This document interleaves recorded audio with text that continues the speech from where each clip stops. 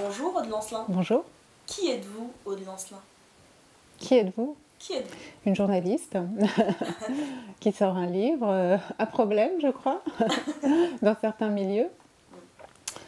Le monde libre, où je révèle ce que j'ai vécu, ce que j'ai observé pendant 15 ans, pendant un long parcours dans les médias et dans le monde intellectuel français.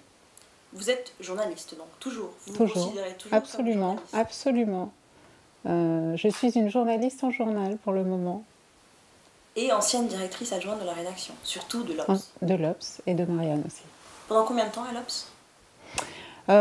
L'Obs, directrice adjointe 2 ans, même Ouais. si c'est le journal où j'ai commencé à travailler au début des années 2000, donc j'ai fait un aller-retour à Marianne. Donc au total, j'ai 13 ans d'Obs. D'accord. Et Marianne, 3 ans directrice adjointe. Et vous sortez, effectivement, ce livre, Le Monde Libre. Alors, allusion complètement évidente à la société Le Monde Libre. C'est la holding Voilà. de messieurs Niel, Berger et Pigasse. Voilà. Et c'est aussi le monde, pendant des années, on a dit libéré des forces soviétiques. Donc il y a évidemment un jeu dans le titre sur différents sens.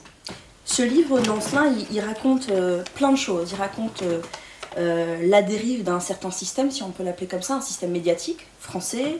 Il raconte aussi la mainmise des médias, de la presse écrite notamment, par des industriels. Il raconte aussi, et ça on y reviendra un peu plus tard, mais il raconte aussi la médiocrité de certains confrères, de certains professionnels, d'une certaine presse, et puis aussi l'uniformité idéologique, politique d'une certaine presse. Juste pour cette démarche du livre, il arrive après votre licenciement par l'Obs en tant que directrice adjointe de la rédaction. Comment vous est venue l'idée de ce livre déjà? Très rapidement, au moment de l'affaire, des événements, c'était quand même une violence terrible à subir. Et par rapport aux violences, il ne faut pas rester passif. Donc j'ai eu très rapidement l'envie de profiter de ces déboires-là pour prendre la parole, pour dire quelque chose au nom des gens qui souffrent dans les entreprises en général, et notamment en ce moment dans la presse, dans un secteur extrêmement sinistré, où de divers représentants du CAC 40 viennent investir prétendument pour sauver les journaux, et en réalité arrivent bien souvent à les couler en quelques années à peine. C'est ce qu'on a vu à l'Obs en 2 ans. Hein. Le journal est dans un état catastrophique. Pas plus tard qu'il y a quelques jours, une motion de défiance a été à nouveau votée par 85% des salariés contre la stratégie économique et éditoriale du journal. Et ce qui est triste, c'est qu'on a quasiment la certitude que ça n'influera en rien sur le destin du titre. Et on y reviendra parce qu'effectivement ça fait écho aussi à une certaine actualité dans certains médias, et notamment par exemple à la chaîne d'information continue iTélé, où aujourd'hui effectivement des motions de défiance, alors pour toute autre raison, mais il y a aussi des questions d'ordre éditorial, sur les questions de moyens aussi qui sont affectés à la rédaction pour faire son travail d'information. Sur la démarche en tant que telle, le récit que vous utilisez dans ce livre, alors vous vous permettez des surnoms de personnes que vous ne visez jamais vraiment personnellement, puisque vous n'utilisez jamais par exemple le nom de Claude Perdriel ou celui de Jean Daniel. Par exemple, Claude Perdriel s'appelle Claude Rossignol, Jean Daniel s'appelle Jean Joël. Pourquoi ce procédé-là? Alors, ce procédé, vraiment, alors c'est pas du tout juridique, hein, parce qu'on se pose la question. Vous connaissez la loi. En France, à partir du moment où quelqu'un est entièrement reconnaissable, et c'est le cas absolument ici, que vous lui donniez n'importe quel nom, c'est la même chose, il peut attaquer. En diffamation. En diffamation, absolument. Donc non, moi j'ai vraiment eu besoin de ça pour mettre à distance le récit, pour lui donner un caractère romanesque, pour les traiter. C'est ce que j'essaye de faire, comme des portraits, des caractères romanesque. Et moi, j'ai eu besoin de cette légèreté-là pour écrire. Je pense que ça change la tonalité du texte, qui n'est pas du coup une enquête à charge. Voilà, qui n'est pas une enquête à charge sur les médias, qui n'est pas ce qu'avait pu faire par exemple Serge Halimi, que j'avais beaucoup aimé, mais qui est une démarche complètement différente avec Les Chiens de garde. Tout à fait, ouais. Oui, parce qu'il y a aussi cette volonté quand même de s'adresser à un grand public, parce que j'imagine que tous ceux qui évoluent dans le monde des médias n'apprennent pas grand-chose, ou en tout cas se disent que c'est bien que ça existe, parce que nous, malheureusement, on a un peu les pieds et les mains liés, on ne peut pas le faire, et peut-être que le grand public, lui, qui n'a pas connaissance de ce milieu-là et de ce monde dans ses tréfonds, peut se reconnaître du coup à travers ce récit un peu fictif. Absolument, je pense qu'il n'y a pas de révélation au sens où de malversation, il n'y a rien en dessous de la ceinture, ce genre de choses, ça j'ai totalement évité, mais il y a la volonté, oui, de décrire à travers des tas d'anecdotes véritables que j'ai vécues, le fonctionnement d'un système. Et ça, je pense qu'il est très opaque, on est même surpris de constater à quel point il est opaque dans l'esprit des gens, du public. Qui ne savent pas en fait d'où viennent cette sociabilité commune à la droite, à la gauche, d'où viennent ces complicités entre directeurs de titres, comment d'anciens représentants de la seconde gauche rocardienne peuvent maintenant donner des interviews à Éléments, par exemple, la revue de l'extrême droite païenne, ce genre de choses. Les gens assistent à ce spectacle, ce marécage en train de se créer, et ils n'en comprennent pas vraiment les tenants et les aboutissants, donc j'essaie de montrer ça à travers ce livre, mais je dois dire que ce qui m'a aussi frappée, et c'était juste avant votre arrivée ici encore le cas, le nombre de mails et de textos de nos confrères que je reçois. Là tout à l'heure c'était une jeune femme que je ne connais pas, qui travaille dans un titre en apparence adversaire de l'Obs, qui est Le Point, et qui me dit « mais merci d'avoir exprimé notre souffrance au quotidien, est-ce que nous vivons chacun depuis des années, etc. » C'est extrêmement étonnant, parce qu'en fait, quels que soient les titres, quelle que soit leur coloration politique, il y a une même expérience de la dégradation de notre métier que tous expriment. Le livre est quand même resté, en tout cas la publication du livre est quand même restée secrète, entre guillemets, jusqu'à quelques jours avant la publication. Pour quelle raison ? Alors, parce qu'il y avait quand même des craintes juridiques non négligeables. Lesquelles ? L'un des actionnaires, notamment Xavier Niel, à la gâchette facile sur le plan juridique, il s'en vante même, puisque dans de nombreux entretiens publics, il a pu dire « Ah, moi, les journalistes, je sais comment les traiter, j'ai un formulaire prêt, j'ai un formulaire tout prêt, il suffit d'ajouter leur nom. » Donc, c'est quelqu'un qui, d'ailleurs, je le relate dans le livre aussi, a fait mettre en examen des journalistes, a fait arrêter le directeur de la publication de Libération. On l'a oublié, ça, mais en 2008, il s'est retrouvé à l'heure du laitier avec 3 agents de police à sa porte. Parce qu'un... Qui s'appelait De Philippis, Vittorio De Philippis, parce que, à cause d'un commentaire d'un internaute sur le site de Libé, c'est totalement authentique, qui avait déplu à monsieur. Voilà.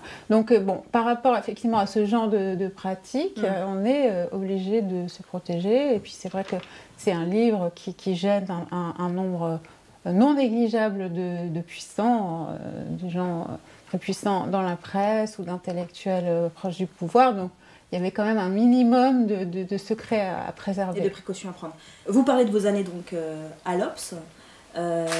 Qu'est-ce que l'Obs aujourd'hui, si vous deviez le décrire ? C'est le double dévitalisé d'un ancien grand journal d'idées.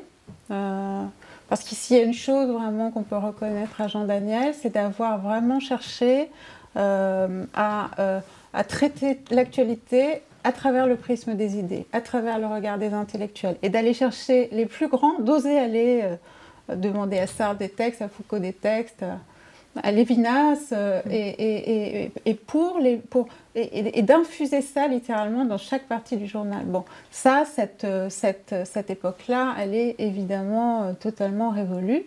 Cette ouverture d'esprit tout de même qui a longtemps régné à l'Obs, et ce goût des mots, ce partage commun de l'amour des phrases, tout ça est quand même... C'est une tristesse pour beaucoup d'entre nous, quelque chose de totalement évanoui désormais. Quand on entend parler Obs, quand on entend l'Obs, on imagine un hebdomadaire de gauche, tout simplement. C'est ce que je pense le grand public sait ou croit savoir de l'hebdomadaire. Ce journal vit aujourd'hui sur une grande duplicité, comme toute la gauche officielle elle-même. C'est le même mensonge, en miroir. Voilà. C'est-à-dire, on se fait élire en disant qu'on n'aime pas les riches, qu'on lutte contre la finance, que le seul ennemi, c'est la finance, et on nomme un banquier ministre de l'économie. Et on donne des millions d'euros aux entreprises sans obtenir la moindre création d'emplois en échange. Et malheureusement, cette gauche-là, c'est pour ça que c'était si intéressant de parler de ce journal. Cette gauche-là, elle est totalement à la dérive maintenant, y compris sur le plan identitaire, puisque jusqu'à une période assez récente, c'est tout de même un domaine où il y avait des choses qui ne pouvaient pas se dire sur les immigrés. Il y avait des positions où sur le... Je pense que la question du voile aurait été traitée avec plus de finesse en d'autres temps. Mais ça n'est plus possible. Aujourd'hui, quiconque remet en question les positions, par exemple, d'une Elisabeth Badinter, passe quasiment pour un prosélyte islamiste. On dit islamo-gauchiste, pour faire... Un islamo-gauchiste, une accusation, personnellement, que j'ai essuyée de nombreuses reprises, qui m'a collé à la peau des années durant, et que je conteste, voilà, simplement. Je dénonce, je continuerai en effet à dénoncer, oui, une certaine gauche laïcarde qui se planque derrière la question de la laïcité pour dissimuler toutes sortes de pulsions inavouables. Et c'est le cas de l'hebdomadaire l'Obs, du coup, sur ces questions-là ? C'est le cas il y a de la ligne éditoriale de l'Obs. C'est le cas de certaines personnes au sein de l'hebdomadaire, mais dont l'influence n'est pas négligeable. Ce n'est pas le cas de l'ensemble de la rédaction. Ça c'est très important pour moi de le dire. Il y a des gens qui se battent, il y a des gens qui souffrent du manque d'engagement de la direction. Oui, c'est plutôt la direction que je mets en cause dans cette affaire, et pas les journalistes eux-mêmes qui subissent dans bien des cas, et je suis bien placée pour le savoir, puisque quoi qu'ayant été numéro 2, je n'ai plus pesé sur la ligne au bout d'un an, plus du tout.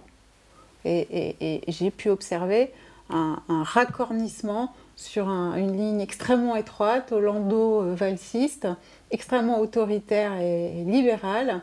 Et cette ligne-là, je l'ai subie, donc a fortiori, le journaliste de base, dans un titre comme ça, il subit la ligne que lui impose la direction. Et raconte-nous comment on fait pour se battre quand on est Aude Lancelin, mais quand on est un autre journaliste qui défend cette vision-là d'une gauche ouverte, culturelle, pas identitaire, du coup, comme vous le disiez tout à l'heure. Comment on se bat en interne ? Le combat est très inégal, ça faut que les gens le sachent. On est peu nombreux au sein des titres et c'est compliqué, mais donc c'est comment on se bat. Par exemple, dans les pages idées, dans les pages débat, on propose des intellectuels qui ne sont pas pour la confrontation avec les musulmans que maintenant 80% des titres réclament dans le pays, et des hommes politiques. Il n'y a qu'à voir les primaires de la droite, le discours sur l'islam qui est maintenant tenu sans aucun complexe. Et je pense que c'est très difficile pour des journalistes de base, parce que souvent, plutôt que de leur demander d'interviewer Olivier Roy, on leur ordonne d'aller voir Caroline Forest. Ça se passe comme ça. Mais Dieu merci, il y a toujours des gens et des tempéraments et des individualités pour résister. Et il y en aura toujours. Parce que du coup, il y a les hommes politiques, les femmes politiques, le discours politique dominant, mais tout ça ne peut pas se faire sans le concours de la presse. Jusqu'à quel point, du coup, la presse est responsable, les médias, en règle générale, sont responsables de cet état de fait. Ça, c'est une question très importante, parce qu'il ne faut pas non plus tomber dans la démagogie et dire les journalistes subissent ce que les méchants capitalismes leur posent de l'extérieur. Moi, c'est vrai que ça, c'est une chose qu'Orwell disait en son temps. Les journalistes ont accepté la servitude, les yeux ouverts, ils doivent se remettre en cause. Une régénération, une réforme du milieu ne pourra pas se faire sans une remise en cause. C'est vrai que dans un passage assez cruel du livre, je dis que les journalistes semblent obéir comme un seul homme, même devancer les désirs de la direction ou de l'esprit du temps, et que c'est un spectacle effrayant à observer. Et je dis aussi qu'on obtient ça par la sélection des pousses, c'est-à-dire qu'en 15 ans, 10 ans même, on peut totalement dévitaliser une rédaction en chassant les grands caractères, en chassant les gens qui présentent des signes de déviance sur certaines questions qui sont jugées clés dans les médias. Par exemple, l'islam, ça autant vous le dire, voilà, il y a certains discours acceptés, d'autres non. Sur l'Europe aussi, par exemple. Vous parlez aussi politique, évidemment, tout ça est lié. Et vous parlez de la fameuse gauche de gouvernement, comme on l'appelle. Et vous parlez des passions autoritaires et inégalitaires de la gauche. Qu'est-ce que vous entendez par là ? Ben là, très simplement, la ligne incarnée par Manuel Valls depuis 4 ans. C'est-à-dire que c'est très étonnant quand même qu'on nous explique que tout ce qui a traditionnellement toujours identifié la droite désormais devient une valeur de gauche simplement parce que ça sort de la bouche de quelqu'un qui est encarté et qui représente le PS. C'est quand même extravagant. D'autant que ces gens-là en plus finalement ne sont pas si cyniques que ça, puisque Manuel Valls ne se cache pas de vouloir changer le nom du Parti socialiste qui, à ses yeux, résonne encore de façon trop sociale. De la même façon, d'après les révélations récentes du livre des 2 journalistes du Monde sur François Hollande rêverait de liquider le PS, je cite. Donc, visiblement, ces gens ont un vrai problème avec l'histoire de la gauche, avec les combats sociaux. Ils en arrivent même à s'en prendre frontalement au Code du travail, comme Nicolas Sarkozy ne l'avait pas fait. Et donc, je le demande, qu'est-ce qui rattache encore ces gens-là à la social-démocratie, même au sens le plus élémentaire du terme. Et vous écrivez, vous parlez d'une laïcité, je cite, qui servait de tactique aux forces les moins républicaines pour avancer d'inavouables pions xénophobes. Ça, alors, c'est vrai qu'on en a un petit peu parlé tout à l'heure, mais c'est exactement le fond du reproche qui a été fait à Emmanuel Todd quand il a sorti son livre qui est Charlie, qui a été... que vous avez interviewé pour l'Obs, et qui est à l'origine de votre descente aux enfers dans l'hebdomadaire. Oui, très franchement, c'est à partir de la séquence des attentats que une certaine gauche de gouvernement et une certaine gauche médiatique vont véritablement me prendre en chasse, ne plus me lâcher, me calomnier constamment, jusqu'à réclamer ouvertement mon éviction, et cela jusqu'à l'Élysée. Et effectivement, le fond du reproche, c'était quoi ? Le fond du reproche, c'est d'avoir dénoncé, à la suite d'Emmanuel Todd, cette gauche officielle qui a profité des attentats pour éviter toute question gênante, pour s'envelopper dans le caractère inquestionnable et la souveraineté que confère la guerre finalement, puisque en décrétant que ce combat contre le terrorisme était une guerre, François Hollande et Manuel Valls se revêtaient du manteau de chef de guerre avec le caractère indiscutable que ça revêt. Oui, c'est vrai que cette gauche-là n'a pas supporté le questionnement qui était celui de Todd et que pour ma part, je reprenais à mon compte. Et Emmanuel Valls et François Hollande en sont responsables selon vous ? Mais il y a des gens encore aujourd'hui qui ont l'air de vouloir faire des distinguos entre les deux et de considérer qu'il y aurait le méchant Manuel Valls, oui, absolument autoritaire, mais que le modérateur, le gentil des 2 flics serait François Hollande. Mais je crois que cette farce-là, maintenant, n'est plus tenable. D'abord, François Hollande a confié pendant plus de 4 ans le destin de la France à Manuel Valls. Il est évident que ces deux-là marchent totalement ensemble, et les récentes révélations faites par certains journalistes du Monde montrent que sa vision de la société française est exactement la même. Quand on a un président de la République qui déclare à propos de la 2e religion du pays qu'elle est un problème, eh bien, on peut considérer que c'est la France qui a un problème, un gros problème même. Vous avez aussi des mots quand même très durs sur vos confrères, sur nos confrères, où vous pointez du doigt une certaine médiocrité. Vous parlez par exemple de journalistes qui réalisaient des interviews de théoriciens structuralistes et qui ne comprenaient pas un mot de ce qu'ils écrivaient, pas un traître mot de ce qu'ils écrivaient. C'est assez dur. Est-ce que finalement vos confrères, nos confrères sont victimes de ce système ou ils en sont aussi un peu complices? Voir les deux en même temps. Il ne faut pas s'exclure. Enfin, je veux dire, c'est un métier quand même qui encourage la facilité, la médiocrité. Je veux dire... Quelle raison? Le manque d'exigence, il est structurel. Donc, c'est vrai que moi, le nombre de gens que j'ai vu arriver à des entretiens sans avoir ouvert le livre de l'auteur, c'est une pratique extrêmement courante. Mais je pense en effet qu'il y a... la critique du journalisme, elle a toujours existé. C'est très important de le souligner. D'ailleurs, je le dis dans le livre, c'est important. C'est vieux comme Balzac et Maupassant. On voit des descriptions terribles de journalistes dans Bel-Ami ou dans Les Illusions perdues. Mais il faut comprendre la spécificité de notre époque par rapport à ça. Parce que la corruption de journalistes qui baignent dans des milieux à paillettes ou d'argent, ça c'est vieux comme le monde. Ouais. On comprend comment ça peut arriver, etc. Mais là, on est face à toute autre chose, si vous voulez. On est face à un nouveau type d'actionnariat qui arrive comme ça parachuté d'autres planètes, la téléphonie mobile par exemple, et qui ne comprennent rien au métier, qui n'ont qu'une idée en tête. D'une part, c'est une opération de respectabilisation et l'utilité politique des titres qui... Voilà. Donc là, vous parlez de Xavier Niel, par exemple. Par exemple, et de Patrick Drahi, de Vincent Bolloré. Enfin, quand on voit le massacre de Canal+, on regrette que ce type d'actionnaires puisse mettre les pieds dans les médias. Puisque, qu'est-ce qu'on voit? C'est qu'ils sont prêts à saccager même les audiences au nom de quoi? Au nom d'une rationalité qui doit bien être haute, d'un intérêt qui est bien autre. Donc on est forcé de se poser des questions.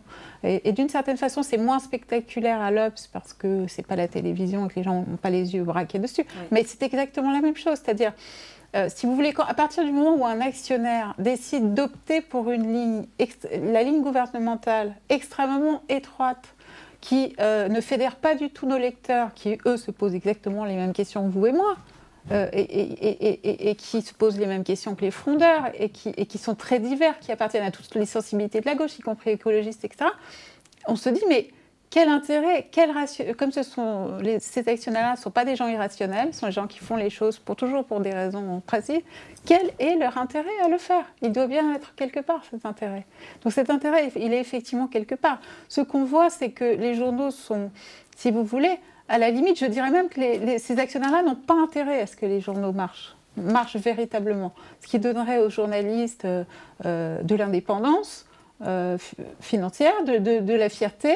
Ils ont plutôt intérêt à ce que les journaux ne perdent pas trop d'argent, ne soient pas non plus des trous financiers. C'est la raison pour laquelle ils les gèrent vraiment à l'économie et parfois ils font des plans sociaux. Mais ils n'ont pas intérêt à ce que ce soit davantage que ça. Et encore moins de vecteurs d'émancipation. Voilà, une presse qui se mettrait à contester frontalement les politiques publiques est une presse qui leur porterait tort. Et pas une presse qui les servirait. Or, ces gens-là, et ça, il faut s'enlever ça de la tête parce qu'on l'a entendu pendant des années, y compris dans les milieux médiatiques, c'est très pénible, ne sont pas des mécènes, ne sont pas des philanthropes, n'investissent pas dans la presse pour la sauver, n'investissent pas dans la presse pour sauver l'indépendance de l'opinion française par rapport à certains investisseurs étrangers. Ils n'investissent pas pour ces raisons-là et il faut que les journalistes eux-mêmes ouvrent les yeux maintenant sur cette affaire-là. Vous, ce récit, Le Monde Libre, c'est au fil des pages le récit aussi personnel de votre parcours et aussi de ce qui vous est arrivé, donc ce licenciement à l'Obs. Qu'est-ce que vous répondez à ceux qui disent oui, enfin, elle est dans le règlement de compte, c'est très violent, c'est très à charge, elle est dans la vengeance? C'est possible, mais je veux dire, moi, ce sont un regard et des critiques que je porte depuis très longtemps. Alors évidemment, ce livre n'aurait pas été possible si j'avais pas été licenciée. Mais moi, à ces gens-là, j'ai envie de leur dire qu'est-ce qu'ils attendaient de moi en fait. Que les gens comme moi, qui portent une contradiction au sein des rédactions, quittent d'eux-mêmes le combat, aillent s'inscrire d'eux-mêmes à Pôle emploi, laissent le champ libre à tous ceux qui chantent les louanges des gouvernements en place. Vous voyez bien, c'est très compliqué. Donc, parce qu'on pourrait aussi vous reprocher ou vous apporter la contradiction en vous disant vous avez évolué dans ces rédactions et à l'Obs plusieurs années, une dizaine d'années. Qu'est-ce qui vous a empêché de ne pas partir avant et de raconter tout ça bien avant ces épisodes difficiles que vous avez vécu avec la direction? Je comprends l'objection, mais moi j'ai toujours été dans la lutte au sein des rédactions. Ça, je pense que tout le monde peut en témoigner, même mes ennemis, et a fortiori ceux qui m'ont mise dehors. J'ai toujours essayé de faire avancer certaines idées, essayer d'offrir une opposition, essayer de fédérer des gens autour d'idées plus ouvertes. Et oui, en effet, je n'ai pas abandonné le combat, je ne suis pas allée moi-même me jeter au chômage, comme certains l'auraient voulu. Mais dans un milieu, quand on aime son métier, et moi j'ai vraiment aimé ce métier, et je l'aime toujours, c'est peut-être une illusion, mais on a l'illusion jusqu'au bout qu'on peut faire basculer les choses, qu'on peut les changer. Et c'est vraiment ce que j'ai cru jusqu'à 6 mois avant les événements, où là j'ai vraiment senti que le journal était en pleine dérive politique et intellectuelle, que tout se verrouillait, et nous étions nombreux à avoir ce sentiment et à le vivre sur fond de malheur. Voilà. Donc ça s'est terminé de façon extrêmement violente. Et les mots que vous utilisez sont particulièrement forts. Hein. Vous parlez de traitement de sorcière à votre rencontre, vous parlez de liquidation. Oui, alors bon, évidemment, il y a une part métaphorique, bien sûr. Mais pour moi, c'était important la question de la sorcière, parce que... non, mais je pense aussi au livre magnifique de Michelet, La sorcière. Parce que la sorcière, c'est pour faire allusion à la part, féminine de cette affaire. Hein. Moi, c'est pas forcément des choses que j'aborde. Celle à laquelle on vous renvoie, ouais. En réalité. Non, mais parce qu'il faut quand même savoir dans cette affaire que tout ça je n'ai été confrontée qu'à des hommes. Actionnaires, directeurs de rédaction, rédacteurs en chef... politique, président de la République, c'est vraiment un cercle d'hommes qui semble avoir considéré au bout d'un moment que ça suffisait comme ça. Voilà. Donc évidemment, il y a une part d'humour dans cette métaphore, mais il y a vraiment quelque chose de cet ordre. C'est-à-dire que même si moi j'ai du mal à... C'est pas un terrain sur lequel je vais facilement, le féminisme et tout, ça me met un peu mal à l'aise, on donne le son. Moi j'ai toujours pensé que je me battais sur le même terrain que les hommes, avec leurs armes et tout. Mais je pense qu'on est de nombreuses femmes à le savoir.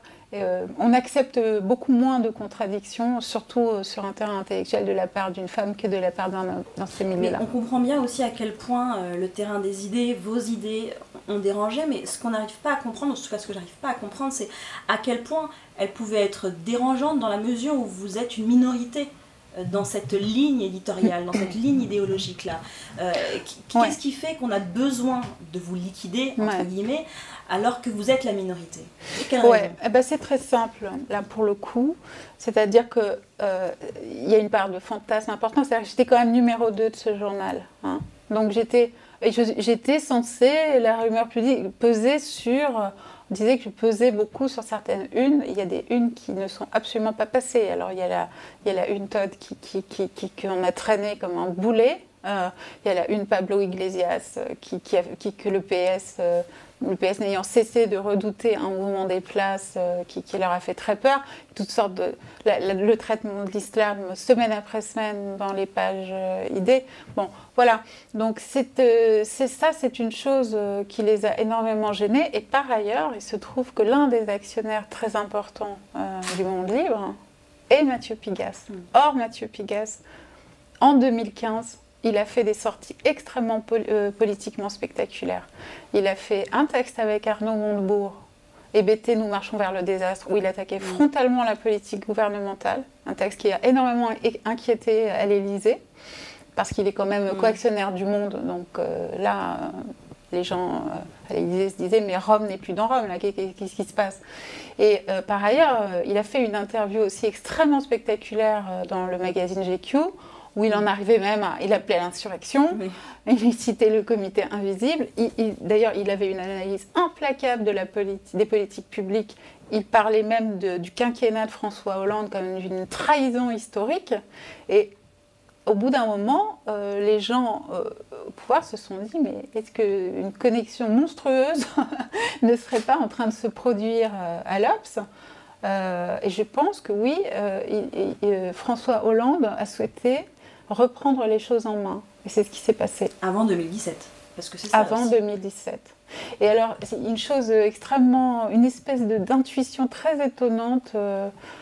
Cette intuition-là, je l'avais eue très tôt, en fait, en 2014. Discutant avec des amis au journal, je leur disais, oui, effectivement, nous n'observons, là, en début 2014, aucune intervention des actionnaires. Il n'y a pas d'appel. Moi, en tout cas, je n'en avais pas connaissance.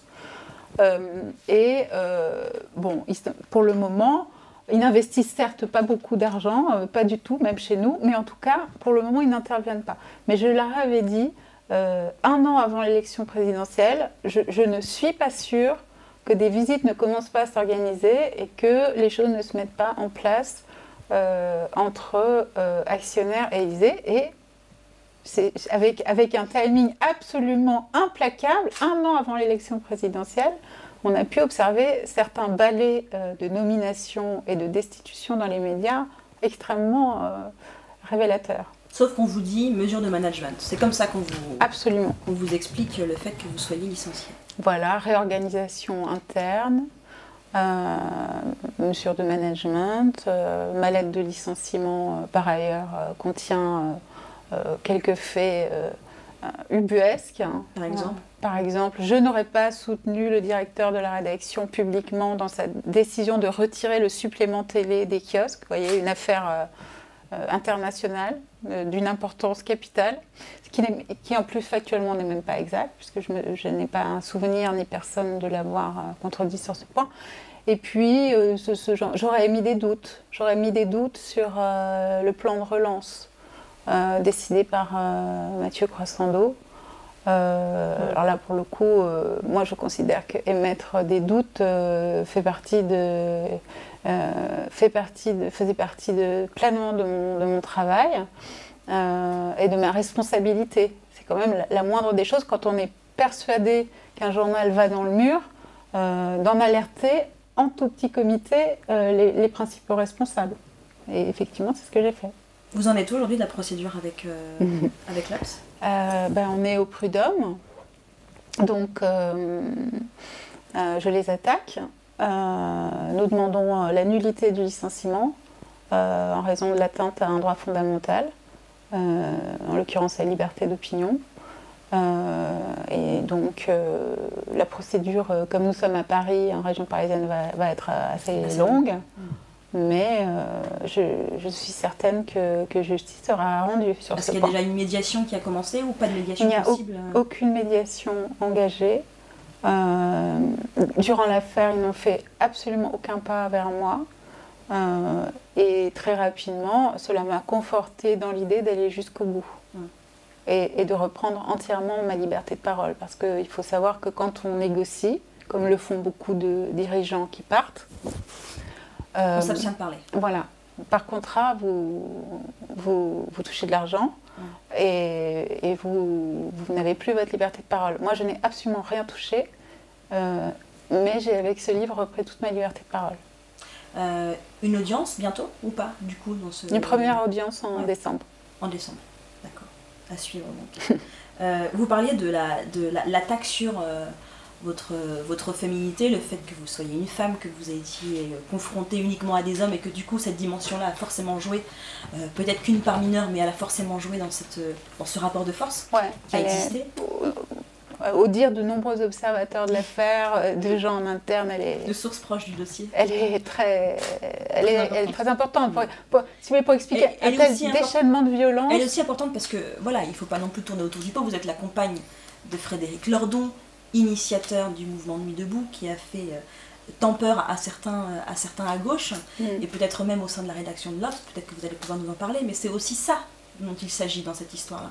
L'histoire que vous vivez, c'est le fait que vous soyez ramenée à cette condition de compagne de Frédéric Lordon, du coup forcément influencée par les pensées radicales de Frédéric Lordon, comme toutes les femmes. Les femmes ne pensent pas par elles-mêmes. J'espère que vous en avez conscience. Oui, absolument.